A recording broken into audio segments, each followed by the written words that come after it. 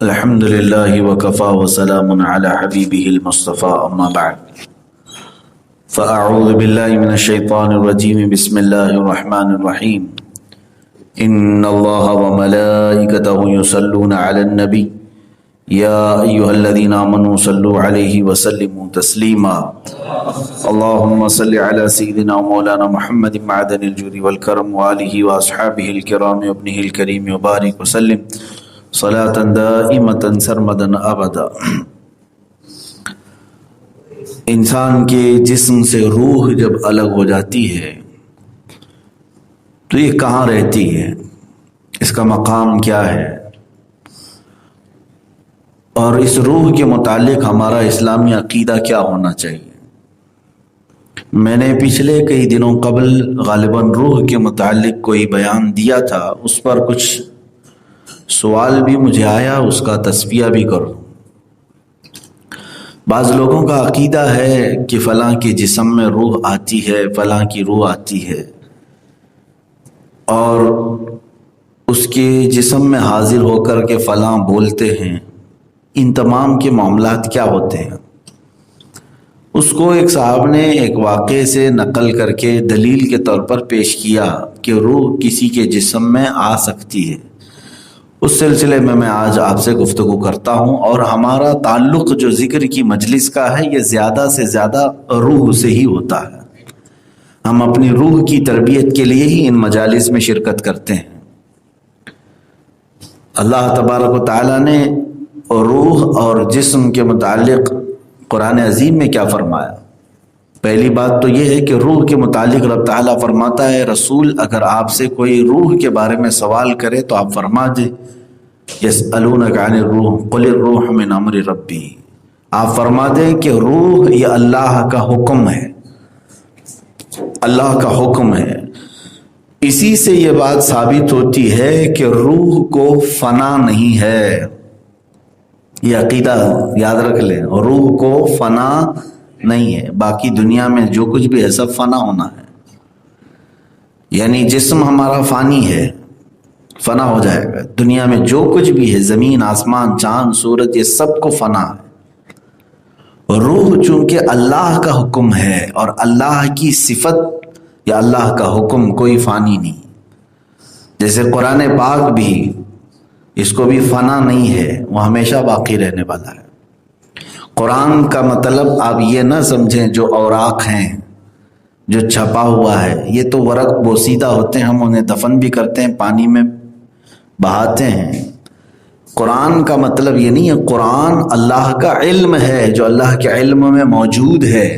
یہ سارے اوراق بھی ختم ہو جائیں تب بھی قرآن ختم نہیں ہوگا، اس لیے کہ وہ اللہ کی صفت ہے، وہ ہمیشہ باقی رہے گا۔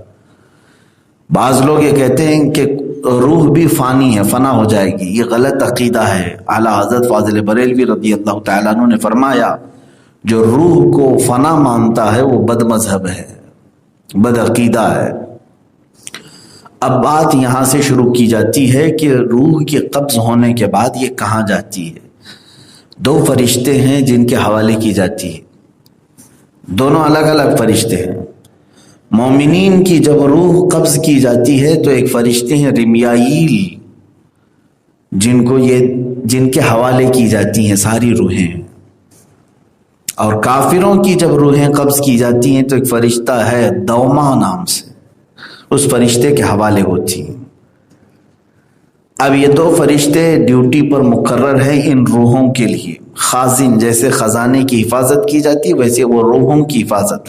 اور فرشتہ کوئی بھی اللہ کا ایک بال برابر بھی اللہ کے حکم کے خلاف نہیں کرتا، وہ اپنے کاموں پر مکمل پہرے داری دیتے ہیں۔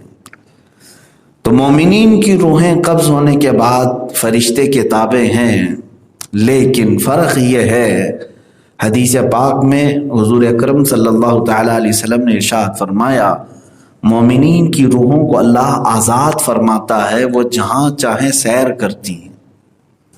بعض مومنین کی روحیں سبز پرندوں کی شکل میں جنت کی سیر کر رہی ہوتی ہیں۔ جو آپ نے دیکھا نا کہ بہت سارے خواب آپ نے سنے کہ فلاں کو ہم نے جنت میں دیکھا، فلاں جنت میں ٹہل رہے تھے، یہ سب معاملات روحوں کے ہیں۔ اب تک تو جنت میں کوئی انٹر نہیں ہوگا، جب حساب کتاب ہوگا قیامت کے دن تب جنت میں جائے گا۔ لیکن جن لوگوں کو دنیا میں انتقال کے بعد لوگوں نے جنت میں دیکھا ہے، یعنی وہ ان کی روحوں کو دیکھا ہے، روحیں سیر کرتی ہیں جنت کی، یہ مومنین کی روحیں ہیں، ان کو اختیار ہے۔ اور قرآن پاک میں دو آیتوں میں یہ الفاظ بھی آئے ہیں، کلا ان کتاب الابرار لفی علیین وما ادراک ما علیون، اور ایک میں ہے ان کتاب الفجار لفی سجین وما ادراک ما سجین۔ علیین اور سجین یہ دو وادیاں ہیں۔ علیین میں تمام مومنین کی روحیں پہنچ جاتی ہیں۔ یہ کہاں ہے علیین جگہ؟ 7ویں آسمان کے اوپر علیین اس جگہ کو کہتے ہیں۔ یہ مومنین کی روحوں کے رہنے کی جگہ ہے۔ فرشتہ ہے رمیائیل جو ان کی حفاظت پر مامور ہے، لیکن وہ آزاد بھی ہیں، وہ روحیں علیین میں پہنچائی تو جاتی ہیں، آزاد ہے، جنت کی سیر کرنا چاہیں سیر کریں۔ اور ایک حدیث میں ملتا ہے کہ چاہے زمزم کے کنویں کے پاس ہزاروں مومنین کی روحیں ہوتی ہیں، وہ وہاں پر ہوتی ہیں، کچھ خانہ کعبہ کے پاس، کچھ رسول اقدس صلی اللہ تعالیٰ علیہ وسلم کے روضے کے پاس، یہ مومنین کی روحیں ہیں۔ اور کافروں کی جو روحیں ہیں وہ سجین میں ہوتی ہیں۔ سجین کہاں ہے؟ 7ویں زمین کے نیچے شیطانی لشکر کی جو جگہ ہے، شیطانی جو لشکر ہے وہ ہے شیطان کی ذریت، بہت بڑی ایک وادی ہے علیین، وہ شیطانی لشکر پورا وہاں پر موجود ہے۔ کافروں کی روحیں وہاں پہنچائی جاتی ہیں، لیکن وہ قید ہوتی ہیں، انہیں آزاد نہیں رکھا جاتا۔ دوما نام سے جو فرشتہ ان کی حفاظت پر مامور ہے، ان میں سے کوئی روح کو وہ آزادی نہیں دیتا۔ اب یہاں سے پتہ چلا کہ جو یہ خیال ہے کافروں کی روحیں بھٹکتی ہیں، یہ غلط ہے۔ وہ تو مرنے کے بعد اور زیادہ قید میں جاتی ہیں، وہاں سے آنے کا سوال ہی نہیں ہوتا۔ کافروں کی روحیں قید میں ہیں، مومنین کی روحیں آزاد ہیں۔ آزاد ہے اس کا مطلب یہ بھی نہیں کہ جس پہ چاہیں سوار ہو جاتی ہیں۔ تناسخ ارواح کا عقیدہ کفر ہے، کفر۔ تناسخ ارواح کسے کہتے ہیں؟ جیسے فلاں کی روح فلاں کے جسم میں آ گئی، یہ عقیدہ رکھنا کفر ہے، اسلام سے نکل جائے گا بندہ۔ لیکن بہت سارے لوگ جہالت کی وجہ سے ان تمام معاملات کو سچ مان لیتے ہیں، اور کچھ علاقوں میں ایسا ہوتا بھی ہے، پریکٹیکلی طور پر لوگ کہتے ہیں کہ آپ بتائیے ان کے جسم پر کون آیا ہوا ہے۔ مثال کے طور پر آپ کے محلے سے کسی کا انتقال ہوا، یہاں پر کسی کا انتقال ہوا، اب آپ کے گھر میں مثال کے طور پر آپ کسی کی دادی تھی، دادی کا انتقال ہوا، انتقال کے بعد کہاں ہے آپ، کہاں رہ رہے ہیں؟ پاک سائٹ وکرولی میں رہ رہے ہیں، اور پھر ممبئی میں، ممبئی سینٹرل میں جائیں، وہاں کسی ایک عورت کے جسم پر وہ یہاں کی دادی آئی ہوئی ہے۔ وہ کیسے پتا چلا؟ وہاں کے گھر والوں کے پاس ایک خاتون ہے جو بڑبڑا رہی ہے اور کہتی ہے میں پاک سائٹ میں رہتی تھی، فلاں مجھے فلاں نے مارا ہے، فلاں نے وہ کیا ہے، میری 4 بہنیں ہیں، میرے 2 بھائی ہیں، وہ سب پورے یہاں کے خاندان کی ڈیٹیل بتا بھی رہی ہے۔ تو وہاں کے لوگ پتہ کرتے ہوئے یہاں آ گئے، پوچھا کہ یہاں کوئی ایسی خاتون تھی؟ تو لوگوں نے کہا ہاں تھی۔ کہاں ہے؟ کہا انتقال ہوا۔ ارے انتقال ہوا؟ وہ تو ہمارے گھر میں ہماری فلاں خالہ کے جسم پر آتی ہے اور تمہارے گھر کے سارے قصے بیان کرتی۔ اب ان لوگوں کو یقین ہو گیا کہ دادی جو ہے فلاں خالہ کے اوپر آتی ہے۔ کیسے یقین ہوا؟ آپ بھی اس جگہ پر کھڑے رہیں گے تو یقین ہی کریں گے کہ وہ ممبئی میں رہنے والی ایک عورت وکرولی کی کسی گھر کے بارے میں کیسے جان رہی ہے، اس کے 4 بہنیں ہیں، 2 بھائی ہیں، گھر کے معاملات وہ وہاں رہنے والی خاتون کیسے جان رہی ہے؟ ضرور ان کی دادی ہمارے گھر کے خالہ کے جسم پر آئی ہے، وہی بتا رہی ہے۔ میرے عزیزو، نہ خالہ کے جسم پر دادی آتی، نہ دادی کے جسم پر خالہ آتی ہے، یہ کوئی تعلق نہیں۔ ابلیس شیطان مردود کسی کے جسم پر سوار ہوتا ہے اور وہ ادھر کے حالات لے جا کر اس کی زبان پر بولتا ہے تاکہ گھر والوں کو یہ لگے کہ فلاں کی روح آ گئی، اور روح کے آنے کا یقین رکھ لیتا ہے آدمی تو کافر ہو جاتا ہے۔ شیطان کا صرف یہی مقصد ہوتا ہے، شیطان چاہتا ہے کہ اس کا ایمان چلا جائے، یہ مان لے کہ اس پر آئی ہوئی روح ہے۔ یہ تو خیر میں نے دادی اور خالہ کی مثال دی تھی، دادی اور خالہ کی مثال دے دی، خیر ہے، لیکن مسلمانوں میں یہ عقیدہ گھر کر گیا ہے کہ کسی کے جسم پر غوث پاک آتے ہیں، کسی کے جسم پر غریب نواز آتے ہیں، کسی کے ہاں سواری آتی ہے فلاں پیر صاحب کی۔ یہ سواریاں کیا ہیں؟ روحوں کا اس طرح کسی کے جسم پر سوار ہونے کا عقیدہ رکھنا کفر ہے میرے عزیزوں، یہ نہیں آ سکتی، اسلامی عقیدے کے برخلاف ہے۔ مومنین کی روحوں کا میں نے مقام بتا دیا، وہ کہاں ہے؟ اعلیٰ علیین میں ہے، اللہ ہمیں بھی علیین میں پہنچا ہے۔ اور کافروں کی روحیں سجین میں ہیں، یہ دونوں لفظ قرآن پاک میں سورہ مطففین میں آئے ہیں 30ویں پارے میں۔ یہ سجین اور علیین دو مقامات ہیں جہاں پر کافروں کی روحیں اور مومنین کی روحیں پہنچتی ہیں۔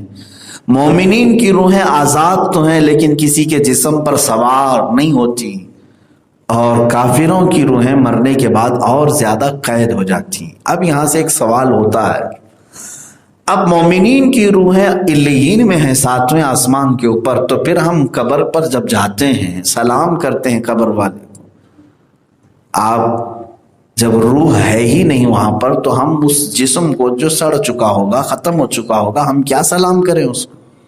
یہ بھی سوال آ سکتا ہے جب روح وہاں ہے ہی نہیں۔ میرے عزیزو ایسا نہیں ہے، بلکہ وہ جہاں بھی رہے دنیا میں اس کے جسم سے اس کا تعلق ضرور رہے گا۔ اور اس زمانے میں ڈیجیٹل لائف میں یہ سمجھانے کی ضرورت نہیں ہے کہ روح کا جسم سے تعلق کیسے ہو سکتا ہے۔ ظاہر سی بات ہے، ایک ہلکے سے چپ میں، ایک ہلکے سے سم کارڈ میں سیٹلائٹ کا تعلق آ سکتا ہے۔ کہیں پر بھی آپ موبائل لے کر کے جاتے ہیں، یہ تو نہیں کہ پورا سیٹلائٹ لے کے گھومتے رہتے ہیں۔ تو روح ہماری علیین میں ہی کیوں نہ ہو، جسم قبر کے جس بھی کونے میں ہو، اس جسم سے اس روح کا تعلق ضرور رہے گا۔ اور قبر میں جو کچھ بھی سزا ہو کہ جزا ہو، عذاب ہو کہ ثواب ہو، دونوں کا مزہ روح ضرور چکھتی ہے۔ روح کا تعلق جب جسم سے الگ ہوتا ہے تو اعلیٰ حضرت رضی اللہ تعالیٰ عنہ نے لکھا ہے احادیث کی روشنی میں کہ سننے دیکھنے کی طاقت اور ڈبل ہو جاتی ہے اور بڑھ جاتی ہے۔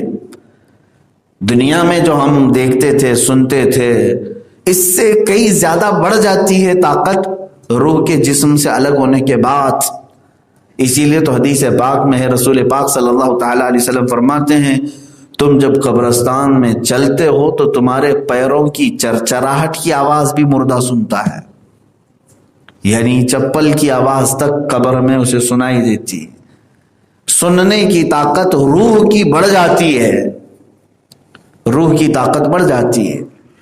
اچھا، یہ صرف مومنین کے متعلق نہیں، کافروں کے متعلق بھی ہے۔ کافر کے روحیں بھی سنتی بھی ہیں، دیکھتی بھی ہیں۔ کافروں کی روحیں بھی، خود جنگ بدر کے مقتولین جو تھے، جتنے بھی کافر قتل ہو چکے تھے 70 کے قریب، ایک گڑھے میں ان سب کو جمع کر کے حضور صلی اللہ تعالیٰ علیہ وسلم نے ان پر خطبہ دیا، بیان فرما رہے تھے۔ صحابہ نے پوچھا یا رسول اللہ صلی اللہ تعالیٰ علیہ وسلم آپ ان کو بیان کر رہے ہیں جو مر چکے ہیں؟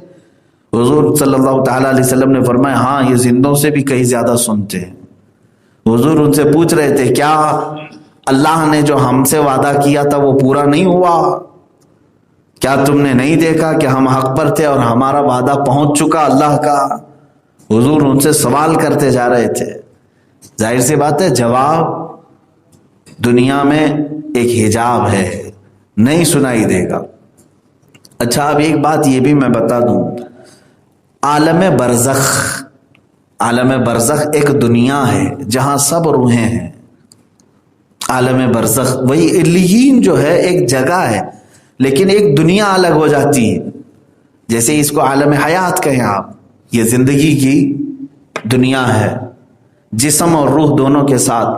جسم یہاں رہ گیا اور روح چلی گئی کہاں پر؟ عالم برزخ میں.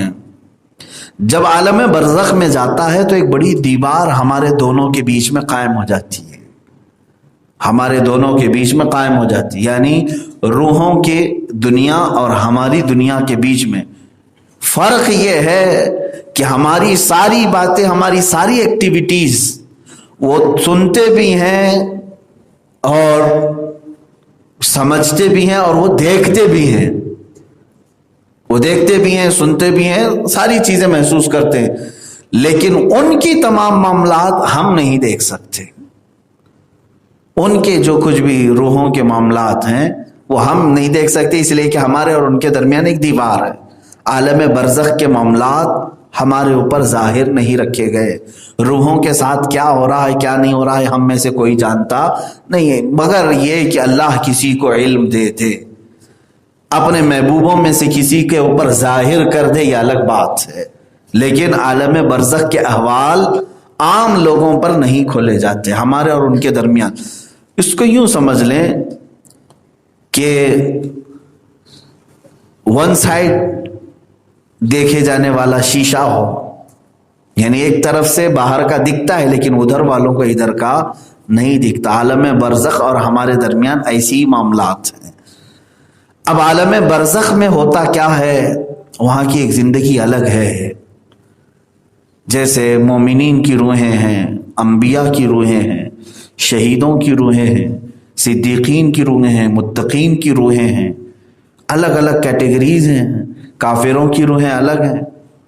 تو جب یہ مقدس روحیں ہیں تو اس دنیا میں وہ کیا کیا کر رہے ہیں؟ تو فرمایا گیا کہ اس دنیا میں عالم برزخ میں ان کے ساتھ اس دنیا سے بھی اچھے معاملات ہو رہے ہوتے ہیں. یعنی ان کو رزق بھی دیا جاتا ہے. قرآن پاک میں ہے شہیدوں کو اللہ تعالیٰ روزانہ رزق دیتا ہے. وہ کون سا رزق ہے, کیسا رزق ہے, وہ اللہ بہتر جانے, کیونکہ جب دنیا ہی بدل گئی تو وہاں کا رزق کیا ہے وہ پتہ نہیں. جیسے یوں سمجھ لیں آپ اس دنیا میں آنے سے پہلے بھی زندہ تھے ماں کے پیٹ میں, لیکن ماں کے پیٹ میں بچہ کیا کر رہا ہے وہ ہمیں باہر والوں کو معلوم نہیں, کیونکہ وہ ایک الگ دنیا میں ہے, الگ دنیا میں ہے. اور بچہ جو ہے اندر ماں کے پیٹ میں رہ کر کے باہر کی چیزیں محسوس نہیں کرتا ہے. دونوں کے درمیان دیوار حائل ہے, ماں کا پیٹ. وہ اندر والا باہر کی چیزیں نہیں جان رہا ہے, باہر والا اندر کی چیزیں نہیں جان رہا. الگ الگ دنیا ہے. اور پھر یہاں آنے کے بعد ہم ساری چیزیں ایک دوسرے کو دیکھتے ہیں, لیکن عالم برزخ کی چیزیں ہم نہیں دیکھتے, عالم برزخ والے ہمیں دیکھ رہے ہوتے ہیں. اب آگے چلتے ہیں. علیین کے مقامات پر انبیاء ہیں, صحابہ ہیں, شہداء ہیں, صالحین ہیں, سب کی روحیں ہیں. اور کبھی وہ سبز پرندوں کی شکل میں جنت میں اڑ رہی ہوتی ہیں, اور کبھی زمزم کے کنویں پر, اور کبھی خانہ کعبہ کے ارد گرد, اور کبھی روضہ رسول کے پاس. مومنین کی روحیں قبض ہونے کے بعد. کافروں کی روحیں سجین میں ہیں, 7ویں زمین کے نیچے شیطانی لشکر کے ساتھ, لیکن وہ قید میں ہیں. اور ایک حدیث پاک میں ملتا ہے یمن میں ایک وادی ہے, ایک کنواں ہے جو سخت ترین بدبو والا پانی ہے. اس کنویں کے پاس کافروں کی روحیں ہوتی ہیں, اور بعض ان کے مرگھٹ پر ہی جہاں ان کو جلایا جاتا ہے, جہاں انہیں دفنایا جاتا ہے وہیں ہوتی ہیں. تو ان کی روحیں اس طرح سے الگ الگ مقامات پر ہیں, لیکن قید میں ہیں, آزاد نہیں. فرق دیکھیں, مومن جو ہے اس کی مثال میرے آقا صلی اللہ تعالیٰ علیہ وسلم نے فرمایا جب تک دنیا میں ہے پنجرے کے اندر موجود پرندے کی طرح ہے. پنجرے کے اندر موجود پرندے کی طرح ہے, جیسے ابھی ہم لوگ ہیں. اور حضور صلی اللہ تعالیٰ علیہ وسلم فرماتے ہیں جس دن اس کی روح قبض کی جائے گی ایسے سمجھ لو جیسے پنجرہ کھول دیا گیا اور پرندے کو آزاد کر دیا گیا. اب مجھے بتاؤ پرندہ پنجرے کے اندر زیادہ خوش ہوتا ہے کہ باہر زیادہ خوش ہوتا ہے؟ ظاہر سی بات ہے جس دن پنجرہ کھلا اب پرندے کی اڑان کہاں تک ہوتی ہے, وہ جہاں چاہے, جس وادی میں چاہے, جس پیڑ پہ چاہے بیٹھتا ہے. تو اسی عید کی مثال میرے آقا صلی اللہ علیہ وسلم نے مومنین کو دی، فرمایا کہ جس دن تمہاری روح قبض ہوگی، سمجھ لینا اس دن پنجرے سے نکل گئے، اب تمہاری روح چاہے وہ جنت میں جائے، چاہے وہ روضہ رسول کے پاس ہو، چاہے وہ خانہ کعبہ کے پاس، اس لیے کہ اب تم آزاد ہو جاؤ گے۔ اسی لیے مومن کا مرنا بھی نعمت ہے اور کافر کی موت اس کے لیے عذاب ہے۔ ہم تو موت سے ڈرتے نہیں، اس لیے کہ موت کے بعد ہمارے لیے وصال محبوب ہے، اللہ سے ملاقات ہے، رسول پاک صلی اللہ تعالی علیہ وسلم کا دیدار ہے۔ بہرحال میرے عزیزوں، ایک بات جو میں نے چھیڑا تھا وہ یہ ہے کہ ایک صاحب نے ایک واقعہ ہمیں بھیجا اور کہا کہ آپ کہتے ہیں کہ روح جسم میں دوبارہ نہیں آتی، تو اس واقعے کا کیا مطلب ہے؟ میں سمجھاتا ہوں کون سا واقعہ ہے۔ صابر علاء الدین کلیری رحمۃ اللہ تعالی علیہ سلسلہ چشتیہ کے بڑے مشہور بزرگ ہیں۔ آپ کے متعلق یہ واقعہ مشہور ہے کہ آپ کے ایک مرید نے پوچھا تھا فنا اور بقا کسے کہتے ہیں؟ آپ جانتے ہیں فنا کا مطلب ختم ہونے والی چیز، بقا کا مطلب باقی رہنے والی چیز۔ یہ تصوف کی زبان میں دو اصطلاحیں ہیں، دو الگ الگ جملے ہیں، فنا اور بقا۔ اللہ تعالیٰ بقا ہے اور باقی سب چیزیں کیا ہے؟ فنا ہے۔ اب اس بزرگ سے جب کسی نے پوچھا فنا اور بقا کیا ہے تو انہوں نے فرمایا تجھے جواب دیا جائے گا بعد میں۔ ان کے وصال کا وقت آیا، ان کی وفات کا وقت آیا، کس کا؟ حضرت صابر کلیری رحمۃ اللہ علیہ۔ تو آپ نے یہ فرمایا کہ مجھے غسل دینا، جنازے کی نماز کے لیے کوئی آگے نہ بڑھنا، کوئی ایک مسافر آئے گا اور وہی میرے جنازے کی نماز پڑھائے گا۔ آپ کی وصیت کے مطابق آپ کو غسل و کفن دے کر کے لوگ جنازے کو سامنے رکھے، ایک بڑی تعداد میں لوگ نماز کے لیے حاضر تھے۔ ایک جمع غفیر تھا تو کافی دیر کے بعد ایک گھوڑ سوار آیا، اس کے چہرے پر نقاب پڑا ہوا تھا، وہ سیدھے سامنے آ کر کھڑا ہو گیا جنازے کے پاس اور لوگوں سے کہا کہ اپنی صفیں درست کر لو۔ لوگ اپنی اپنی صفیں درست کر لیے، اس لیے کہ اس کا رعب ایسا تھا کہ کوئی سوال ہی نہیں کر سکا، اور نماز قائم ہو گئی۔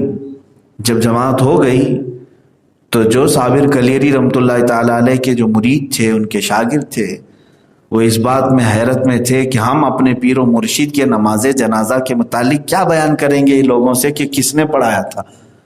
تو اس آئے ہوئے مسافر کو ان لوگوں نے پکڑ لیا اور کہا کہ آپ اپنا نام تو بتاتے جائیں، آپ کہاں سے آئے ہیں اور کون ہیں، آپ کا تعارف کیا ہے؟ تو اس مسافر نے اپنے چہرے سے نقاب ہٹایا تو حضرت صابر کلیری ہی تھے، صابر علاء الدین کلیری رحمۃ اللہ تعالی، وہ خود ہی تھے۔ تو وہ سکتے میں رہ گئے سوال کرنے والا، تو مسکرائے اور انہوں نے فرمایا تو نے پوچھا تھا فنا اور بقا کیا ہے؟ یہ جنازے میں جو ہے وہ فنا ہے اور نماز پڑھانے والا یہی بقا ہے۔ یہ کیا معاملہ تھا؟ اس کے بعد وہ غائب ہو گئے۔ اس واقعے کو آپ نے سنا بھی ہوگا اور اکثر جگہ سنایا بھی جاتا ہے۔ اس کو دلیل بناتے ہوئے کسی صاحب نے مجھے یہ کہا کہ آپ کہتے ہیں روحیں نہیں آتی، تو یہ کیا تھا؟ میرے عزیز میں آپ کو بتاؤں، اسی لیے میں نے شروع سے اس ٹاپک پر کہا کہ مومنین کی روحوں کو اللہ نے بڑی آزادی عطا کی، بڑی آزادی عطا کی اور قوت عطا کی ہے۔ اب یقیناً جو انہوں نے کہا فنا اور بقا، جو جسم تھا وہ فانی ہے اور جو روح ہے وہ باقی ہے۔ یہاں پر اللہ تبارک و تعالیٰ نے ہر کسی کو یہ اختیار نہیں دیا کہ اس کی روح جو ہے واپس اسی شکل میں دنیا میں آ جائے، ہر کسی کو یہ اختیار نہیں دیا ہے کہ اس کی روح پھر کسی اور کے جسم کا تو ناممکن ہے، کیونکہ ہمارا عقیدہ ہی نہیں۔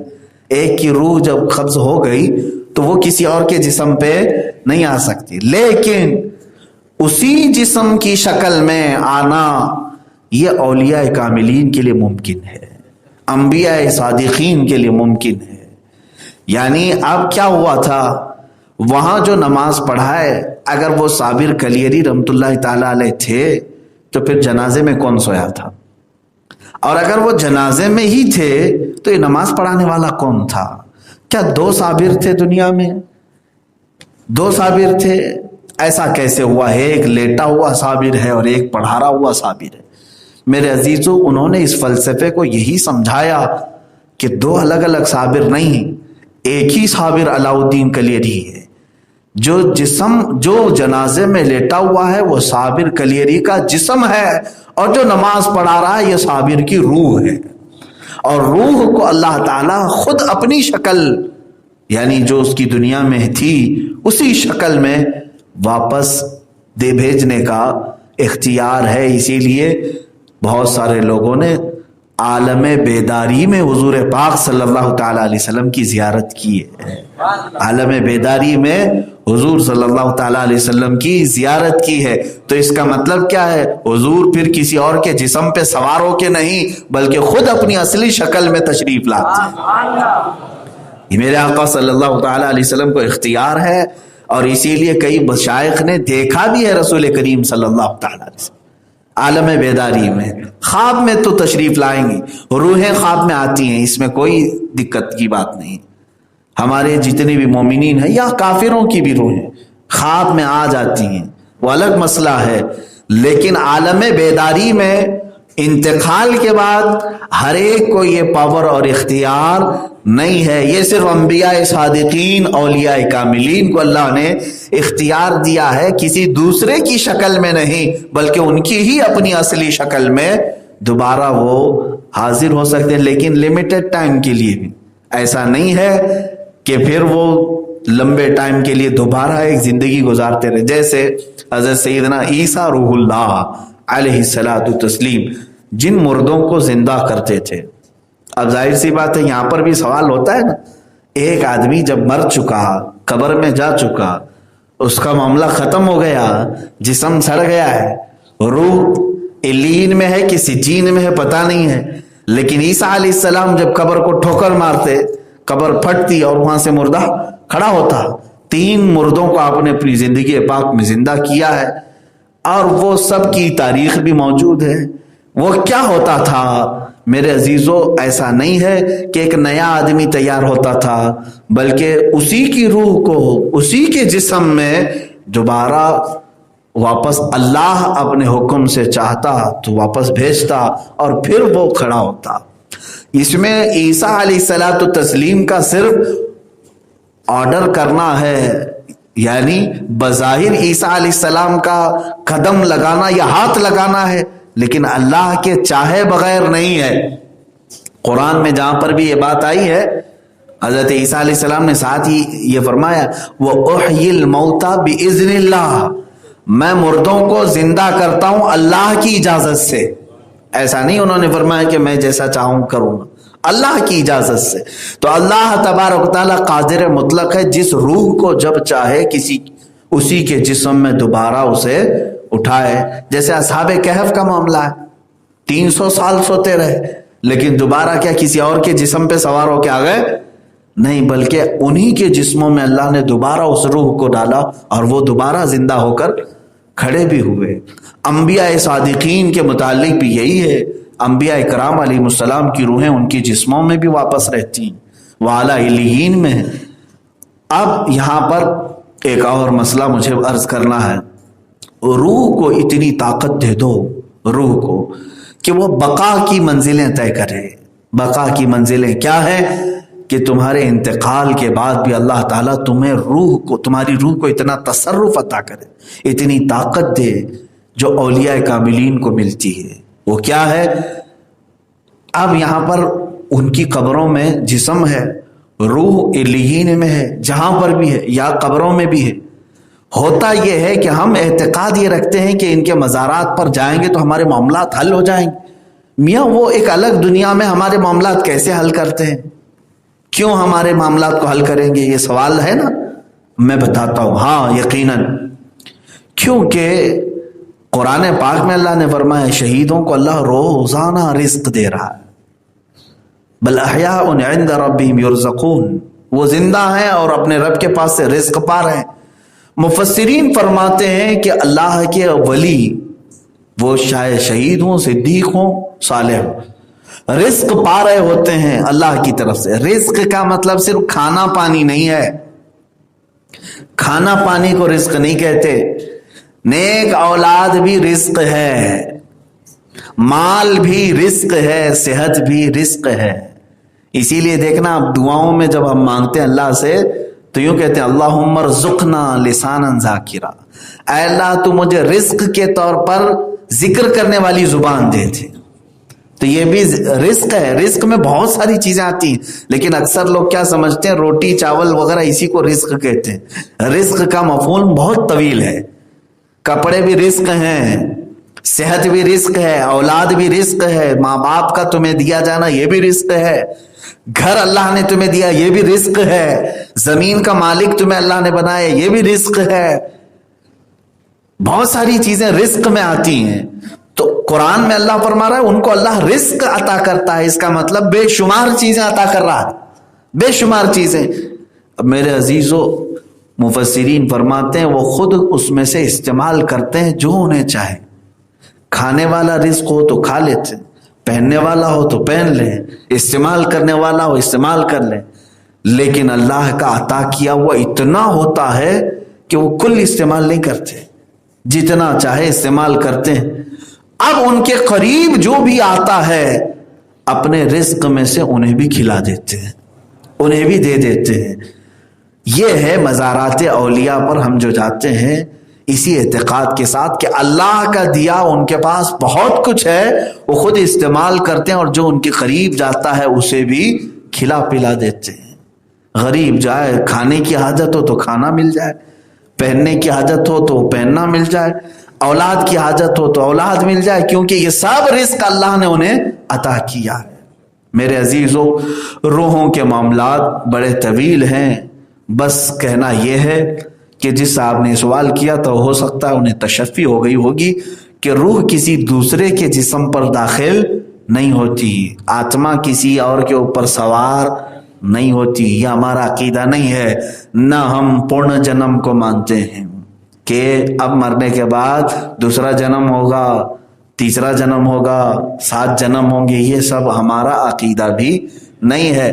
ہم ایک بار پیدا ہوئے ہیں، ایک ہی بار مریں گے، ایک بار پیدا ہوئے ہیں ایک ہی بار مریں گے، دوسری مرتبہ پیدا بھی نہیں ہوں گے، دوسری مرتبہ مریں گی بھی نہیں۔ ہاں، دوسری مرتبہ اٹھائے جائیں گے، قیامت کے دن زندہ کیے جائیں گے۔ وہ پیدا ہونا اس کو نہیں کہتے، پیدا تو ماں کے پیٹ سے ہوتا ہے، دوسری مرتبہ جو قیامت کے دن اٹھائے جائیں گے۔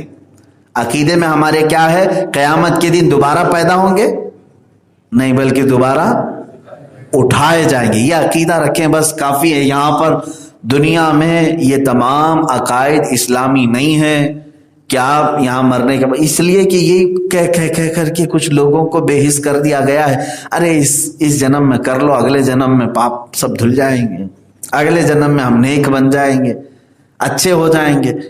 یہ سوچتے ہوئے کئی لوگ گمراہ ہو گئے ہیں، عیاشی میں مبتلا ہو گئے ہیں۔ میرے عزیز، ایک ہی زندگی تمہیں دی گئی، ایک ہی زندگی، ایسا نہیں ہے پورن جنم ہوگا۔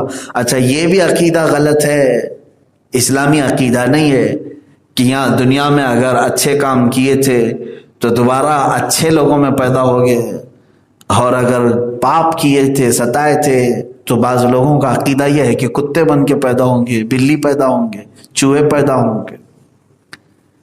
یہ اسلامی عقیدہ نہیں ہے میرے عزیزو۔ تو پھر جو کتے گلی میں گھومتے رہتے ہیں ان کا کچھ نہ کچھ تو نام ہونا چاہیے۔ چوہے جو یہاں ممبئی کی سڑکوں پہ آ جاتے ہیں، ان کا پرانے زمانے کی اگر کچھ ہو تو ان کا نام تو ہونا چاہیے، کہیں نام سنا آپ نے ان کا؟ یہ تمام چیزیں انسانی توہمات ہیں، اس کی کوئی اصل نہیں ہے، اسلامی عقیدے کے برخلاف ہے۔ ہاں، اس عقیدے کے ساتھ جیو کہ ایک ہی مرتبہ اللہ نے ہمیں لائف دیا ہے، ایک ہی مرتبہ زندگی دیا ہے، دوبارہ زندگی نہیں ملے گی، شہیدوں کو نہیں ملنے والی ہے۔ شہیدوں کو، شہید یہ تمنا کرے گا کہ اللہ کاش ایک مرتبہ اور مجھے دنیا میں بھیج دے، ایک مرتبہ اور دنیا میں بھیج دے، میں تیری راہ میں پھر لڑوں گا، پھر اپنی جان نچھاور کروں گا۔ لیکن رب تبارک و تعالیٰ نے فرمایا قانون مکمل ہو چکا، جسے بھیجا گیا ایک وقت کے لیے بھیجا گیا، دوبارہ دنیا میں کسی کو نہیں بھیجا جاتا۔ میرے عزیزو، اس کی اب ویلیو سمجھو، جو دن ہمارے گزر رہے ہیں ایک ہی مرتبہ، آج کا یہ بدھ آیا، دوبارہ زندگی میں کبھی نہیں آنا ہے۔ زندگی میں تو چھوڑو، قیامت تک بھی نہیں، قیامت کے بعد بھی نہیں آنا۔ یہ جو آج کا دن گزرا، آج کی رات گزری، ختم ہو گئی۔ اس کے بعد نہ میری لائف میں کبھی آنا ہے، نہ تمہاری لائف میں آنا ہے، نہ ہی ہمارے بچوں کی لائف میں یہ دن آئے گا۔ یہ گزر چکا، اب جو آئے گا وہ نیا ہی ہوگا۔ ہر چیز نئی آ رہی ہے، ہماری زندگی میں پرانی کوئی چیز پلٹ کر کے نہیں آنی ہے۔ تو آپ اس کی اہمیت سمجھو کہ ہم اپنے قبضے روح کے قریب سے قریب جاتے جا رہے ہیں۔ ہم اپنی زندگی کی گھڑیاں طے کرتے کرتے بہت قریب موت کے پہنچتے ہیں۔ تو روح کا جو معاملہ ہے وہ اللہ کے حوالے ہے۔ اب آپ یہ سوچو، اللہ نہ کرے کہ ہماری روح کہیں کافروں کی روحوں میں چلی جائے، معاذ اللہ رب العالمین، اشہد ان لا الہ الا اللہ۔ میرے عزیزو، ایمان پر انتقال ہو جائے تو روحیں علیین میں پہنچتی ہیں، 7ویں آسمان کے اوپر۔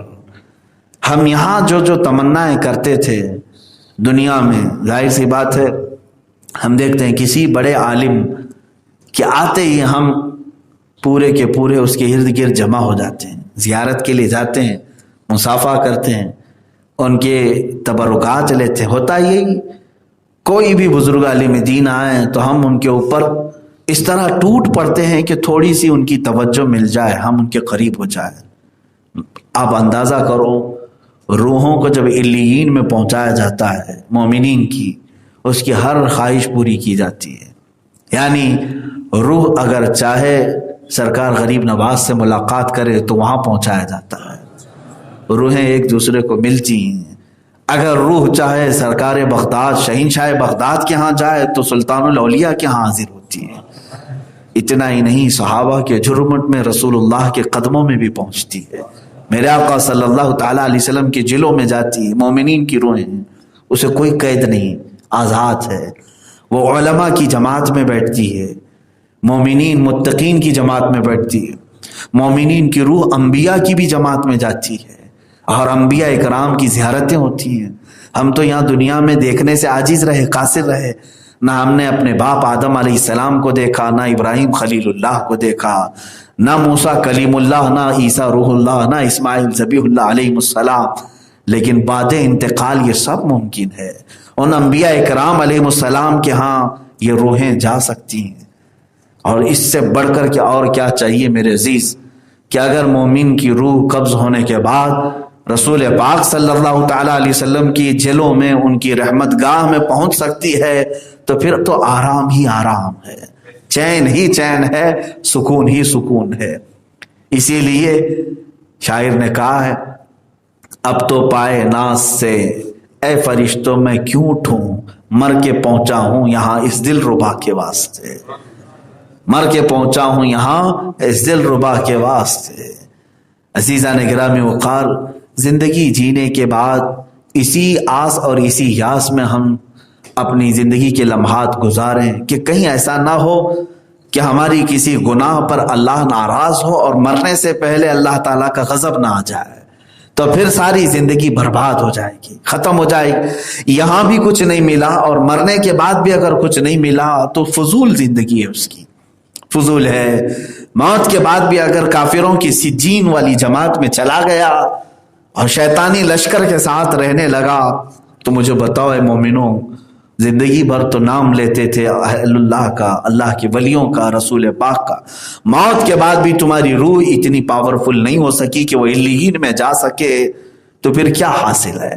اسی لیے اپنی روح کو آلودہ ہونے سے، ناپاک ہونے سے ہمیشہ بچاتے رہو۔ آلودہ اور ناپاک کیسے ہوتی ہے روح؟ جب بندہ اللہ کی نافرمانی کرتا ہے، یہ روح اپنے مقامات سے گرتی چلی جاتی ہے۔ جیسے کہتے ہیں نا روحانیت ختم ہو گئی، اس کا مطلب کیا ہے؟ روح کے مقامات ہوتے ہیں وہ گرتی چلی جاتی ہے، جتنے دھبے اس پر لگیں گے روح کا مقام نیچے آتا چلا جاتا ہے، یہاں تک کہ بعض انسان ایسے ہوتے ہیں کہ ان کی روح اتنی گر جاتی ہے کہ وہ خنزیر سے بھی نیچے آ جاتے ہیں، غلیظ جانور سے بھی نیچے آ جاتے ہیں۔ اسی لیے فرمایا گیا کہ جب روح اپنے مقامات سے گرتے گرتے نیچے آ جاتی ہے تو پھر وہی ہوتا ہے جو اپنی ماں سے زنا کو بھی ہلکا سمجھتا ہے۔ یہ روح جب گر جاتی ہے پھر اس کا علیین میں کیا کام؟ وہ سجین میں چلی جائے گی۔ روح کو آلودہ ہونے سے بچا لو۔ روح اللہ کا نور ہے، اللہ کا حکم ہے، اور اس کو پاک کرنے کا سب سے بہترین ذریعہ اللہ کا ذکر ہے، ذکر الہی ہے۔ جس قدر تم ذکر کے عادی بنو گے روح اتنی ہی پاک ہوتی چلی جائے گی اور اتنے ہی مقامات طے کرتی جائے گی، یہاں تک کہ ایک مقام ایسا بھی آئے گا کہ تمہارے جسم کو اگر تم نے کھانا پانی نہیں بھی دیا تو روح اتنی طاقتور ہوگی کہ تم اس کے بل بوتے ہمیشہ زندہ رہ سکتے ہو۔ 12 سال تک بابا فرید گنج شکر رحمۃ اللہ تعالی علیہ ذکر الہی میں مشغول رہے، نہ کھایا نہ پیا، یہاں تک کہ روایات یہ بتاتی ہیں کہ جسم پر درخت کی بیلیں لگ گئی تھیں۔ لوگ گزرنے والے سمجھتے کہ جھاڑیاں ہیں۔ کیسے ممکن ہے یہ تمام چیزیں؟ میرے عزیزو، ذکر الہی ایک غذا بھی ہے، دوا بھی ہے، شفا بھی ہے۔ جب بندہ اس میں حصہ لیتا ہے، بڑھتا جاتا ہے تو روح اتنی طاقت کو پہنچ جاتی ہے کہ پھر جسمانی حاجات بھی اس کی ضرورت نہیں پڑتی، نہ اسے کھانے پینے کی حاجات، نہ استنجا وغیرہ کی حاجات، کیونکہ جب جسم کے اندر نور داخل ہوتا ہے تو فضلہ بھی نہیں ہوتا، کچرا بھی نہیں ہوتا۔ اسی لیے زیادہ سے زیادہ ذکر الہی میں مشغول رہو۔ اور اس سے قبل والی مجلس میں نے عرض کر دیا، ذکر 3 قسم کا ہے، ایک ذکر لسانی ہے، ایک ذکر بالجوارح ہے، ایک ذکر بالقلب ہے۔ ذکر باللسان وہ ہے جو ہم ہفتے میں ایک مرتبہ کرتے ہیں، لا الہ الا اللہ، زبان سے۔ ذکر بالجوارح ہے، ہاتھوں سے، پیروں سے۔ یہ کیا ہے؟ جو بھی نیک کام آپ نے ہاتھ سے کیا، یہ ہاتھ کا ذکر ہے، اللہ کو یاد کرنا۔ چل کر مسجد تک آئے، یہ پیروں کا ذکر ہے۔ آپ نے قرآن پاک کی آیتیں سنی، کہا کچھ بھی نہیں، یہ کانوں کا ذکر ہے۔ آنکھوں سے کچھ خاص اچھی چیزیں دیکھی، آنکھوں کا ذکر ہے۔ اس کو کہتے ہیں ذکر بالجوارح۔ جوارح کا مطلب ہوتا ہے اعضاء، پارٹس۔ یہ دوسرے قسم کا ذکر ہے۔ تیسرا ہے ذکر بالقلب۔ اب زبان سے بھی کچھ نہیں کہہ رہا، ہاتھ پیر سے بھی کچھ نہیں کر رہا ہے، بلکہ صرف دل میں اپنے رب کو یاد کر رہا ہے۔ مجھے میرا مولا کھلاتا پلاتا ہے، وہ کتنی شان والا ہے، صرف دل میں یہ سوچا، یہ ذکر بالقلب ہے، یہ دل کا ذکر ہے۔ ان تینوں میں سے کسی بھی ذکر میں تم مصروف رہ سکتے ہو۔ اللہ نے اگر وقت دیا تو زبان سے، اور اگر موقع دیا تو ہاتھوں اور پیروں سے، اور اس کا موقع نہیں ملتا ہے تو اپنے قلب سے اسے یاد رکھو۔ اور اللہ رب العزت کو ان تینوں اذکار، تینوں طریقوں میں سے کسی ایک سے بھی کوئی غافل نہیں رہا تو پھر وہ بندہ ہے جو مقامات روح کے طے کرتا چلا جاتا ہے۔ پھر اللہ تعالیٰ آیتوں میں فرماتا ہے وَسِيقَ الَّذِينَ اتَّقَوْا رَبَّهُمْ إِلَى الْجَنَّةِ زُمَرًا۔ پھر جو اللہ سے ڈرتے تھے دنیا میں، متقیوں کی جماعت، ایمان والوں کی جماعت، یہ بھی لائے جائیں گے جنت کی طرف، یہ بھی جماعت در جماعت آئیں گے۔ حَتَّى إِذَا جَاءُوهَا وَفُتِحَتْ أَبْوَابُهَا، جب یہ مومنین دروازے پر پہنچیں گے، جنت کے دروازے کھول دیے جائیں گے۔ جنت کی خوشبو 500 سال کی مسافت دور سے ہی آ رہی ہوگی۔ جنت کی خوشبو ابھی 500 سال کی مسافت ہو سکتی ہے، اتنی دور سے جنت کی خوشبو محسوس کر رہا ہوگا مومن، اور جب وہاں پہنچا ہوگا تو پھر خوشبو کا حال کیا ہوگا؟ دروازے کھول دیے جائیں گے۔ وَقَالَ لَهُمْ خَزَنَتُهَا، اور ان سے بھی جنت کے دربان پوچھیں گے، کہیں گے۔ جیسے دوزخیوں کو جو فرشتے ہیں وہ بہت سخت فرشتے ہیں، دوزخ پر جو مامور ہیں بہت سخت فرشتے ہیں۔ دوزخ کے دربان کا نام حضرت مالک ہے، جو داروغہ دوزخ ان کو کہا جاتا ہے۔ ویسے کئی فرشتے مقرر ہیں، ان میں جو سردار فرشتے ہیں ان کا نام حضرت مالک ہے، وہ سخت قسم کے فرشتے ہوں گے۔ اور پھر جنت کے جو دربان ہیں وہ حضرت رضوان ہیں، جنت کے داروغہ فرشتے ہیں، سردار فرشتے جو ہیں، جنت کے سارے دروازوں کے امور جن کے ہاتھ میں ہیں وہ حضرت رضوان، وہ بھی فرشتے ہیں۔ جب مومنین وہاں پہنچیں گے دروازے کھول دیے جائیں گے، ان سے بھی وہ دربان فرشتے کہیں گے، کیا کہیں گے؟ ویسے نہیں کیا تمہارے پاس رسول نہیں آئے تھے؟ کیا تمہیں آج کے دن سے ڈرایا نہیں گیا تھا؟ بلکہ دروازے کھولتے ہی وہ کیا کہیں گے؟ وَقَالَ لَهُمْ خَزَنَتُهَا سَلَامٌ عَلَيْكُمْ، فرشتے کہیں گے اللہ کی سلامتی ہو تم پر، آ جاؤ، طِبْتُمْ فَادْخُلُوهَا خَالِدِينَ، مبارک ہو تمہیں، آؤ اندر ہمیشہ ہمیشہ کے لیے۔ جو جنت میں جائے گا وہ بھی ہمیشہ کے لیے جائے گا۔ وَمَا هُمْ بِخَارِجِينَ مِنْهَا، کوئی بھی جنت سے نکالا نہیں جائے گا۔ جنت میں جانے کے بعد پھر ایگزٹ نہیں ہے، کوئی نہیں آئے گا، جو وہاں گیا وہ ہمیشہ رہے گا۔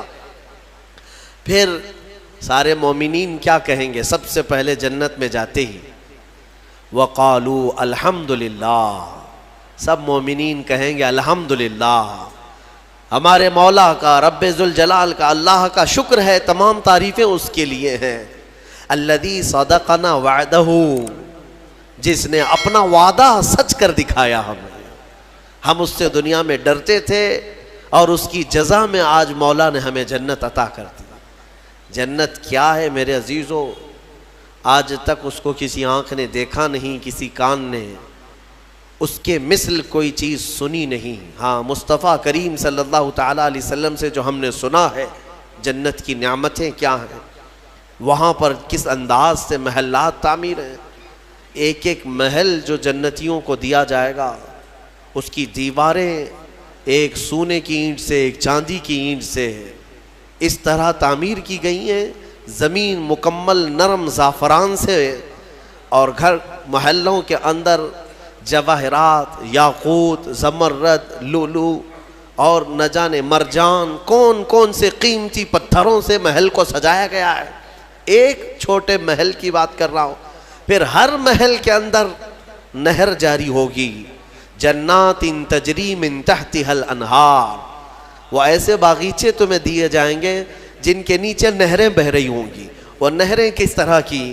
ان نہروں کے متعلق کہا گیا ہے دودھ سے زیادہ سفید پانی اور شہد سے زیادہ میٹھا ہوگا، اور جو اس سے پانی پی لے وہ کبھی پیاسا نہ ہوگا۔ لا نظمأ بعدہ ابدا، اس کے بعد کبھی پیاس نہ لگے اگر اس سے دنیا میں ایک کسی کو پلا دیا جائے۔ وہ جنت کی نہریں ایک ایک کا، سب ایک ایک جنتی ان سب چیزوں کا مالک ہے۔ پھر اس کے بارے میں سورہ واقعہ میں ملتا ہے یہ کیسے بیٹھے ہوں گے جنتی۔ قرآن پاک سورہ واقعہ پڑھو تو آپ کو سمجھ میں آئے گا۔ ثلۃ من الاولین وقلیل من الآخرین علی سرر موضونۃ متکئین علیہا متقابلین، سریر یعنی دیوان لگائے ہوں گے، ان کے گدے بچھائے گئے ہوں گے بہت ہی اعلیٰ قسم کے، پوری دنیا کے بادشاہ مل کر وہ دیوان نہیں خرید سکیں گے، ان کے پاس اس طرح کا دیوان کبھی آیا نہیں ہوگا۔ جنتیوں کو بٹھایا جائے، ایک جنتی اس پر مظہری پر بیٹھے ہوگا، متکئین ٹیک لگائے بیٹھے ہوں گے۔ یہ جنت کے احوال بیان ہو رہے ہیں، ٹیک لگائے بیٹھے ہوں گے اور آمنے سامنے ہوں گے دوسرے جنتی بھی، دوسرا جنتی اس طرف ہے، ایک جنتی اس طرف ہے، آمنے سامنے ہوں گے۔ یطوف علیہم ولدان مخلدون، وہاں خوبصورت لڑکے خدمت کے لیے معمور ہوں گی، وحور عین کامثال اللؤلؤ المکنون، اور اللہ فرماتا ہے بڑی بڑی آنکھوں والی حوریں ایسی جیسے کہ چمکدار موتیوں کی طرح، ایک ایک جنتی کو 70 حوریں خدمت میں دی جائیں گی۔ وہاں پر کیا ہے؟ نہ بیمار ہونا ہے، نہ سر درد آنا ہے، نہ بخار، نہ سردی۔ جنت میں نہ غم ہے نہ کسی چیز کا خوف ہے۔ خوف کس چیز کا ہوتا ہے؟ مرنے کا ہوتا ہے، موت تو آنی نہیں ہے۔ کوئی چیز چلی جائے گی، فوت ہو جائے گی تو اس کا غم ہے، وہ چیز ہونا نہیں ہے وہاں پر۔ ڈر بیماری کا ہے، بیمار ہونا نہیں ہے۔ پھر پلس کبھی ایسا ہوا کہ پیٹ درد سے آدمی بے چین ہوتا ہے، بے قرار ہوتا ہے، جنت میں نہ کبھی کسی کو پیٹ درد ہونا ہے، نہ کسی کو طہارت استنجا پکانے کی حاجت ہونی ہے، کیونکہ وہ نوری جگہ ہے، جو کھائے گا وہ نور ہی نور ہے، نور ہی نور ہے، اس کا فضلہ نہیں، نور کا فضلہ نہیں ہوتا، کچرا نہیں ہوتا۔ تو جنت میں کسی چیز کی فکر نہیں، اسی لیے قرآن میں جگہ جگہ اللہ نے فرمایا لا خوف علیہم ولا هم یحزنون، نہ ان پر کسی چیز کا خوف ہوگا نہ کسی چیز کا غم ہوگا۔ اسی لیے میرے عزیزو جنت کی چاہت رکھو، اس سے بڑھ کر کے کیا ہے؟ جنت میں ایک محل کیسا دیا جائے گا پتہ ہے؟ جنت فل ہو چکی ہوگی، فل ہو چکی ہوگی، سب سے اخیر میں ایک بندہ آئے گا، حساب دیتے دیتے دیتے زمانہ گزر گیا، جنتی جنت میں جا چکے، سب کا فیصلہ ہو گیا، لاسٹ آنے والا، سب سے اخیر میں آنے والا جنتی پتہ نہیں کتنے 100 سال بعد آئے گا، بخشش ہو گئی، اس کی سزائیں ختم ہو گئیں، اسے بھی نکال کر کے لایا گیا جنت میں۔ وہ آیا، دیکھا ساری جنت بھری ہوئی، سب کے محلات لگے ہوئے ہیں، ظاہر سی بات ہے انٹرنس پر سیدھے ہی آتے ہی بڑے بڑے محلات اور سب کے نام لگے ہوئے ہیں۔ یہ حسرت سے دیکھنے لگا، میں بہت تاخیر سے آیا، مجھے جگہ ملے گی یا نہیں ملے گی؟ سب سے اخیر میں آنے والا جنتی، تو وہ جنت میں اندر آئے گا، رب تبارک و تعالیٰ سے پوچھے گا کہ مولا میری جگہ ہے یا نہیں جنت میں؟ رب تبارک و تعالیٰ فرماتا ہے جنت میں اس بندے سے پوچھتا ہے تیری کیا خواہش ہے؟ جنت میں یہ محلات سب کو جو دیے گئے ہیں وہ کتنے بڑے ہوں گے میں انداز آپ کو بتاتا ہوں۔ اس بندے سے پوچھا گیا، وہ بندہ کہتا ہے میرے لیے کوئی جگہ ہے یا نہیں؟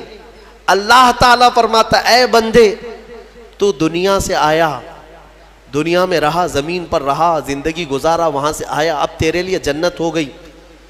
پوری دنیا جتنی بڑی تھی کیا اتنا بڑا محل تجھے دے دوں؟ جنت میں اتنا بڑا ایک محل تجھے دے دوں؟ وہ خوشی سے مولا کی بارگاہ میں اچھلنے لگا، مولا اتنا بڑا محل،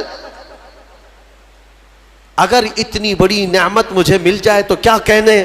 رب تعالیٰ فرماتا اے بندے کیا تو اس بات پر راضی ہے کہ دنیا کے برابر 2 دنیا برابر میں ایک محل دے دوں؟ دگنا، دنیا جتنی بڑی ہے اس سے بڑی۔ وہ بندہ خوشیوں سے جھومتا جا رہا ہے، یہاں تک کہ رب تعالیٰ اضافہ کرتا جا رہا ہے۔ حدیث پاک میں ہے اللہ تعالیٰ نے فرمایا کہ پوری دنیا کے برابر 3 گنا بڑا محل تجھے جنت میں دے دوں۔ وہ اش کرنے لگا، مولا یہ میری حیثیت سے زیادہ ہے اور تیرے فضل کے لیے کوئی چیز کمی نہیں ہے۔ پھر مولا تبارک و تعالیٰ حکم دے گا کہ اس بندے کو جو دنیا سے آیا، سب سے اخیر میں آیا، پوری دنیا کے برابر 3 گنا بڑا کر کے اسے محل دیا جائے۔ یہ سب سے اخیر میں آنے والے کا ہے، جو شروع میں جا چکے ہوں گے ان کے محلات کتنے بڑے ہوں گے، اور جنت کی وسعت کو تم اندازہ بھی نہیں کر سکو گے، وہ کتنی بڑی ہے، کتنی چوڑی ہے، نہ تمہارے کیلکولیشن میں آ سکے گا، نہ حساب میں آ سکے گا۔ جنت کو کس قدر پھیلایا گیا ہے میرے عزیزوں۔ اب نعمتیں ایسی ہیں کہ اللہ تعالیٰ فرماتا ہے جنتی جب جنت میں جائیں گے کلما رزقوا فیہا من ثمرۃ رزقا قالوا ھذا الذی رزقنا من قبل، جس چیز کی خواہش ہوگی نا وہ ان کا کھانا وہاں سامنے رکھا ہوگا، پھل کھانے کی خواہش، وہ جو کھانے کی خواہش کریں گے جنتی وہ وہاں پر خدمتگار جنت میں لا کر ان کے سامنے رکھ دیں گے۔ اور فرمایا گیا کہ ہر بار ایک ہی قسم کے پھل کی طرح شکل ایک ہی ہوگی اور مزے الگ الگ ہوں گے، ایک ہی چیز لائی جا رہی ہے۔ تو جنتی ہو سکتا ہے آپ نے سیب کھانے کی خواہش کی، لایا گیا، بعد میں کیلا کھانے کی خواہش کی گئی، پھر ویسے ہی سیب کی طرح ہی شکل لائی گئی، پھر بعد میں آپ کو گوشت کھانے کی خواہش ہوئی تب بھی سیب کی طرح ہی چیز لائی گئی۔ تو جنتی کہیں گے کہ یہ کیا ہے، جب جب ہمیں رزق دیا جا رہا ہے ایک ہی طرح کا دیا جا رہا ہے؟ تو رب تبارک و تعالیٰ قرآن میں فرماتا ہے کلما رزقوا منہا من ثمرۃ رزقا قالوا ھذا الذی رزقنا من قبل، کہیں گے وہ ایسا ہی ہم کو اس سے پہلے بھی ملا تھا۔ اللہ فرمائے گا وہ ایسا نہیں ہے، وہ اتو متشابہا، بلکہ اس سے ملتا جلتا ہے، لیکن تم کھاؤ جو تمہارے من میں لذت چاہیے وہ اسی میں مل جائے گی۔ جنت کی نعمتوں کو ہم کیسے بیان کر سکیں میرے عزیزوں۔ پھر اس سے بڑی نعمت یہ ہے کہ جنتی کے لیے اتنی آزادی کہ وہ پوری جنت میں جہاں چاہے گھومے پھرے، سیر کرے، وہاں کے جنت کی نعمتوں کو دیکھے۔ جنتی کی کبھی خواہش ہوگی وہ عرض کرے گا کہ مولا میں سیر و تفریح کے لیے تیری اولیاء کے دربار دیکھنا چاہتا ہوں، اسے لے جایا جائے گا۔ اللہ تعالیٰ کے جو محبوبین ہیں اولیاء ان کے پاس جنتی کو لے جایا جائے گا۔ میرے عزیزوں وہ کیا سہانا منظر ہوگا جب تم غوث پاک کو بھی دیکھ رہے ہو۔ غریب نواز کو بھی دیکھ رہے ہو، جسے چاہتے ہو اسے دیکھنے کی غرض سے تم جنت میں تفریح کے لیے، سیر کے لیے نکلے ہوں گے، یہاں تک کہ جنتی خواہش کرے گا کہ مولا میں تیرے رسول کے صحابہ دیکھنا چاہتا ہوں، مولا میں تیرے انبیاء کے محلات دیکھنا چاہتا ہوں، لے جاؤ اسے ابراہیم علیہ السلام کے پاس، موسیٰ علیہ السلام کے پاس، عیسیٰ علیہ السلام کے پاس، جتنے انبیاء ہیں سب کے دربار میں جاتا رہے گا، جنت میں سیر کرتا رہے گا۔ وہ وقت بھی کیسا ہوگا جب تم خواہش کرو گے مولا میں محمد الرسول اللہ کے محل میں جانا چاہتا ہوں، کہا جائے گا لے جاؤ، وہ جنت الفردوس کے اعلیٰ مقام پر ہوں گے اپنے صحابہ کے ساتھ، لیکن زیارت تمہیں بھی ہوگی، رسول کریم صلی اللہ تعالیٰ علیہ وسلم کے دربار میں بھی جنتی پہنچیں گے، ہر ایک کو دیکھیں گے۔ پھر جانتے ہیں جنت کی سب سے بڑی نعمت کیا ہے؟ سب سے بڑی نعمت کیا ہے؟ جنت کی سب سے بڑی نعمت یہ ہے کہ رب تبارک و تعالیٰ فرمائے گا بندے سب کی تو نے زیارت کی، اب حجابات ہٹاتا ہوں تو میرا بھی دیدار کر لے۔ اللہ رب العزت وہاں پر حجابات ہٹائے گا، اور بندے کے لیے سب سے بڑی نعمت یہ ہے کہ جنت میں بندہ اپنے رب کا دیدار کرے گا۔ وجوہ یومئذ ناظرہ الی ربہا ناظرہ، قرآن میں اللہ فرماتا ہے وہ چہرے کیسے چمک رہے ہوں گے جو اپنے رب کی طرف خوشحالی میں دیکھ رہے ہوں گے، مولا کو دیکھ رہے ہوں گے۔ اور ایک روایت یہ بھی ملتی ہے جنتیوں کو اس دن یہ کہا جائے گا کہ اے جنتیوں آج تم کچھ سننا پسند کرو گے؟ کہیں گے مولا تیری حمد، تیری ثنا، تیرے حبیب کی تعریف، دنیا میں گانے بجانے نہیں سنتے تھے، بچتے تھے، اپنے کانوں کو بچاتے تھے، جنت میں انہیں سنایا جائے گا، کس سے؟ کہا جائے گا حوران جنت کو کہ اپنی سریلی آواز سے انہیں نغمات توحید سناؤ، اللہ تعالیٰ کے حمد کی، توحید کی وہ سریلی آواز میں نغمات سناتی رہیں گی۔ جانتے ہیں جس کو سننے کا شوق ہوتا ہے وہ مدہوش ہوتا ہے۔ ہاں اللہ رب العزت کی حمد حوران جنت سے سنتے سنتے 100 سال گزر جائیں گے، 100 سال گزر جائیں گے۔ پھر رب تبارک و تعالیٰ فرمائے گا اے جنتیوں سیراب ہو گئے؟ کہیں گے مولا اور بھی ہم سننا چاہتے ہیں، اور بھی ہمیں سنایا جائے۔ پھر کہا جائے گا دنیا میں سب سے میٹھی آواز حضرت داؤد علیہ السلام کی تھی۔ داؤد علیہ السلام، لحن داؤدی مشہور ہے، جب داؤد علیہ السلام زبور شریف کی تلاوت کرتے تھے تو اڑتے ہوئے پرندے آسمان میں رک جایا کرتے تھے، پہاڑ وجد میں آتے تھے داؤد علیہ السلام کی آواز پر۔ تو رب تبارک و تعالیٰ فرمائے گا اے بندو کیا تم اس بات پر راضی ہو کہ میرے نبی داؤد سے میں تمہیں نغمات توحید سناؤں؟ داؤد علیہ السلام سے کہا جائے گا کہ اے داؤد آپ میرے ان بندوں کو میری حمد سنائیں۔ داؤد علیہ السلام اپنی میٹھی آواز میں جب نغمات توحید گنگنا رہے ہوں گے 100 سال گزر جائیں گے، پتہ نہیں چلے گا، پتہ نہیں چلے گا۔ پھر مولا تعالیٰ فرمائے گا سیراب ہو گئے، تم سیراب ہو گئے؟ جنتی کہیں گے مولا تیری حمد اور بیان ہو تو اچھا ہے، اب ہاں اور ہم سننا چاہتے ہیں۔ رب تعالیٰ فرمائے گا فرشتوں حجابات ہٹاؤ، میں خود سناؤں میرے بندے سنیں گے۔ مولا کریم کیا وہ منظر ہوگا۔ اسی لیے جنت میں جانے کی تڑپ رکھو، طلب رکھو، ایسے نہیں کہ یہاں پر 4 دن کی عیاشی کے لیے جنت کو قربان کر دیا۔ یہاں تم گھوم پھر کر کے خوب محنت کر کے بھی اگر کچھ حاصل کر لیے تو کتنا کر لو گے، کتنا جی لو گے؟ مرنا تو ہے، تمہیں مرنا ہے، 70 سال 80 سال 100 سال جیو گے، اس کے بعد کیا ہے؟ موت تو آنی ہے، اور تمہارے جسم کے ساتھ ہمیشہ خطرہ بنا ہوا ہے دنیا میں، پتہ نہیں آج تو ٹھیک ٹھاک ہوں، کل پتہ نہیں کیا ہونا ہے۔ سردی موت کا سبب بنتی ہے، سر درد جو ہے بڑی بیماریوں کا سبب بن جاتا ہے۔ اچھے خاصے لوگوں کو ہم دیکھتے ہیں اچانک ختم ہو گئے۔ تو یہ دنیا تو ایسی ہی ہے، تم کروڑوں کما کر کے بھی وہ عیش نہیں لا سکو گے۔ ہم نے دیکھا ہے، آپ نے قارون کی جنت سنی، قارون کے خزانے سنے ہوں گے، اور شداد کی جنت سنی ہوگی۔ شداد نے جنت بنا دیا تھا دنیا میں۔ جنت کا مطلب وہ سن کر کے اس نے بھی سونے چاندی کی اینٹوں سے محل بنا دیا، اندر باغیچے لگا دیا، نہریں جاری کر دیا، لیکن شداد اس جنت میں قدم تک نہیں رکھ سکا، اس سے پہلے موت آ گئی، مر گیا۔ مرنے کا ٹینشن تو روز ہے تمہیں آج، جنت میں نہیں۔ یہاں اسی لیے میں کہتا ہوں دنیا پر جنت کو قربان مت کرنا۔ بہت زیادہ اگر تم محنت کر بھی لے جاؤ گے تو چند دنوں کا عیش ہے تمہارے پاس، یہ مال، یہ متاع، یا عورتیں، یہ بچے۔ قرآن کہتا ہے زُيِّنَ لِلنَّاسِ حُبُّ الشَّهَوَاتِ مِنَ النِّسَاءِ وَالْبَنِينَ وَالْقَنَاطِيرِ الْمُقَنطَرَةِ مِنَ الذَّهَبِ وَالْفِضَّةِ وَالْخَيْلِ الْمُسَوَّمَةِ وَالْأَنْعَامِ وَالْحَرْثِ ذَلِكَ مَتَاعُ الْحَيَاةِ الدُّنْيَا۔ اللہ فرماتا ہے لوگوں کے پاس چمکا دی گئی ہیں زینت کے طور پر، کیا؟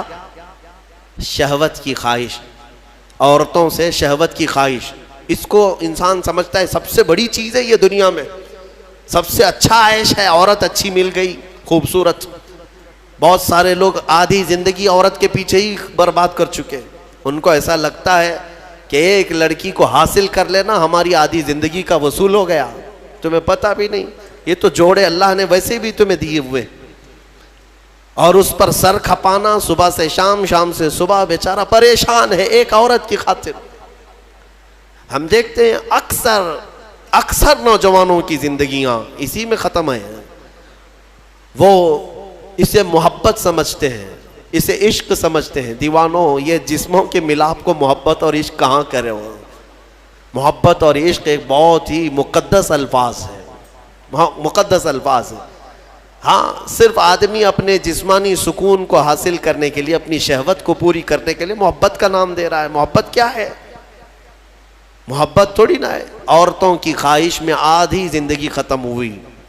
یہ وہی لوگ تو ہیں جو شادی سے پہلے نہ جانے کتنے راتیں جاگتے تھے، پوری رات بات کرتے تھے، پتہ نہیں کتنے وعدے، معاہدے، ایگریمنٹ ہوا کرتے تھے۔ شادی کے 8 دن کے بعد پھر زندگی چینج ہے۔ ہو سکتا ہے چند مہینے اچھے بتا لیے ہوں، اس کے بعد تو اب فون پہ بھی بات نہیں کرتا، گھر پہ بھی بات نہیں کرتا، جو گھنٹوں بات کرتا تھا۔ ہو گئی محبت، ختم ہو گئی، عشق کی داستان ختم ہو گئی۔ کہاں ہے جو تم پہلے اس کے لیے وعدے کرتے تھے، اب کہاں ہے؟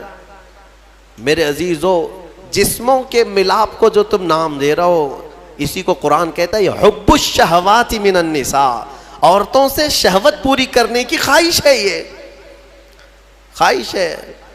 اور اس کے بعد اللہ تعالیٰ فرماتا ہے والبنین، اور بیٹوں کے ذریعے سے آدمی فخر کرتا ہے دنیا میں، میرے اتنے بیٹے ہیں، میں اس کے اتنے بیٹے ہیں۔ عربوں میں بھی یہی تھا، بیٹے پیدا ہو تو اس پر فخر کرنا، دنیا اس پر فخر کرتی ہے، اسی کو مال سمجھتی ہے۔ والقناطیر المقنطرۃ من الذهب والفضہ، اور سونے چاندی کے زیورات، اس کو سمجھتے ہیں کہ دنیا ہے ہمارے پاس، بہت مال ہے۔ یہ عورتوں کی عادت ہے، وہ اسی ہوڑ میں لگی رہتی ہیں پوری زندگی۔ بڑھاپا آ گیا، بال سفید ہو گئے، بوڑھی ہو گئیں، لیکن سونے کی ہوس نہیں گئی۔ ابھی بھی کان کی بالیاں چاہیے، چوڑیاں چاہیے، نتھنیاں چاہیے، چاہے وہ قبر میں جانے سے ایک دن پہلے بھی کیوں نہ ہو۔ اور اماں جی سونا کسی کو دے دیں گی؟ نہیں ہوتا، کبھی نہیں ہوتا۔ وہ اس کے لیے جان سے زیادہ حفاظت کرنے لگ جاتی ہیں۔ یہ سونا، اس کو بھی قرآن کہہ رہا ہے یہ دنیاوی متاع ہے جس پر تم فخر کر رہے ہو۔ سونے اور چاندی کے زیورات، اندازہ بھی نہیں یہ قبر میں جاتے ہی سانپ بن جائیں گے یہ۔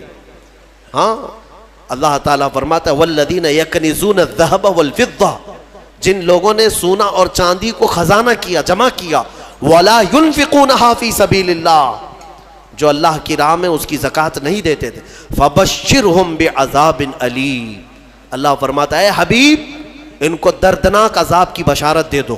جو لوگ سونا چاندی اکٹھا کر کے رکھتے ہیں، کیا کیا جائے گا؟ یوم یحمى علیہا فی نار جہنم فتقوی بہا جباہہم وجنوبہم وظہورہم، اللہ فرماتا ہے قیامت کے دن جہنم کی آگ بھڑکا کر کے ان کی پیشانیاں، ان کے پیچھے کا حصہ، ان کے بازوؤں کو داغا جائے گا۔ یہ سونا چاندی کی ذخیرہ اندوزی پر۔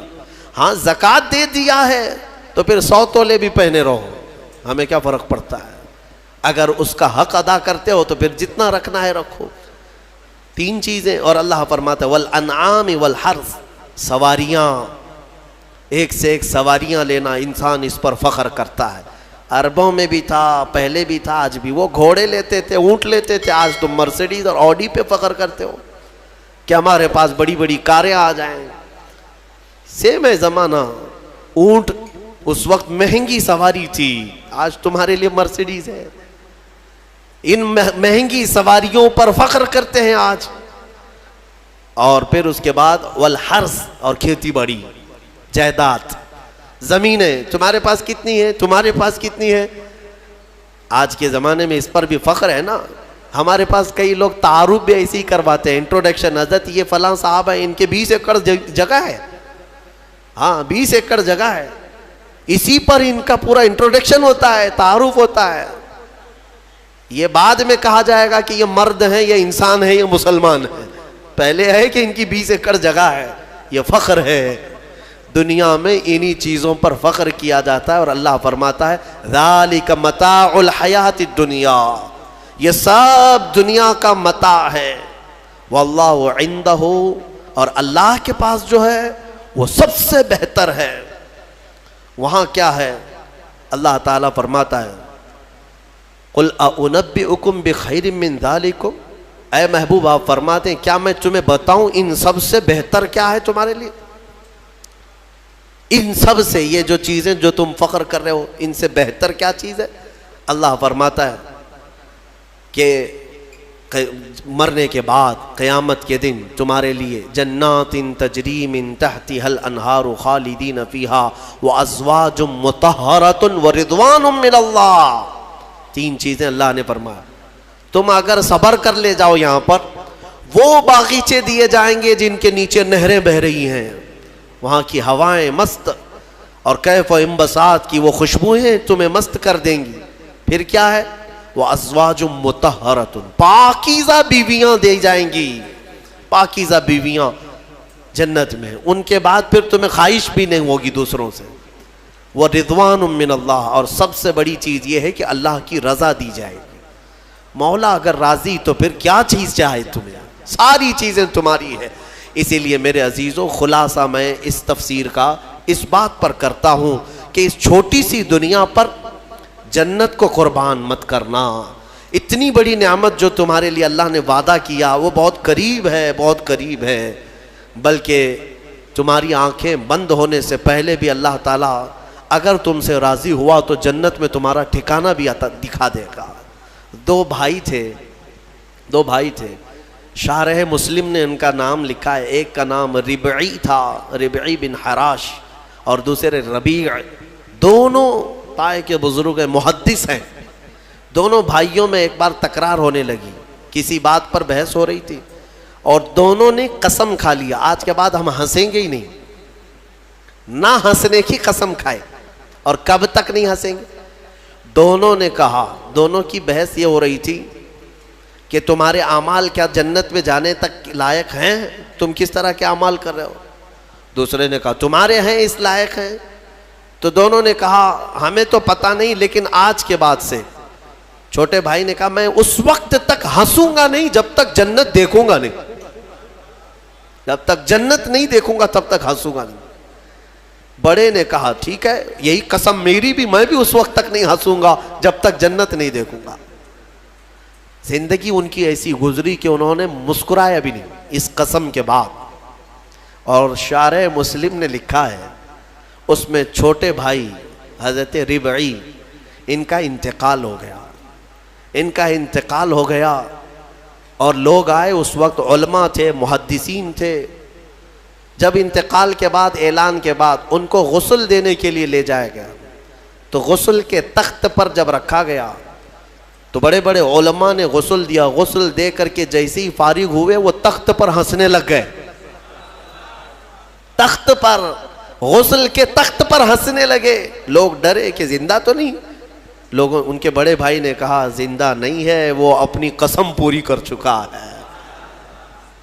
دوسرے بڑے بھائی حضرت ربیع جو تھے، ان کا بھی انتقال ہوا. علماء کہتے ہیں، محدثین کہتے ہیں ان کے انتقال کے بعد ان کو غسل بھی دیا، کفن بھی دیا. پھر جب قبر میں رکھا گیا تب وہ ہنسنے لگے. بزرگوں نے فرمایا ان دونوں نے قسم کھائی تھی اس وقت تک ہنسیں گے نہیں جب تک جنت دیکھیں گے نہیں. چھوٹے نے غسل کے تخت پر جنت دیکھ لیا، بڑے نے قبر کی گود میں جنت دیکھ لیا. مولا کریم وہ عفو و غفور ہے، رحیم ہے، تمہیں دنیا سے جانے سے پہلے پہلے وہ محلات دکھا دے گا. اسی لیے طلب اسی کی رکھو. اللہ تبارک و تعالی ہمیں جنتی اعمال کی توفیق عطا فرمائے. وآخر دعوانا الحمد للہ رب العالمین.